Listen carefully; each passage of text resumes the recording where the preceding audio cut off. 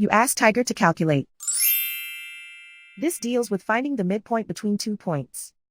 The midpoint between the 2 points is -60.5, -27.5. Let's solve it step by step. Plot the 2 points and calculate the midpoint using the formula. The coordinates of point 1 are, x1 equals -27, y1 equals -52. The coordinates of point 2 are, x2 equals -94, y2 equals -3.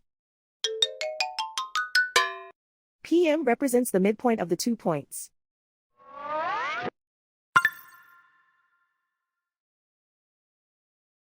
Use the x values in the midpoint formula to find the midpoints x. x1 equals -27. x2 equals -94.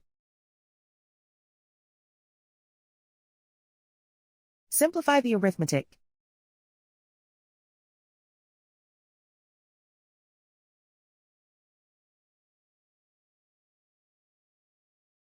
Use the y values in the midpoint formula to find the midpoints y. y1 equals -52. y2 equals -3. Simplify the arithmetic.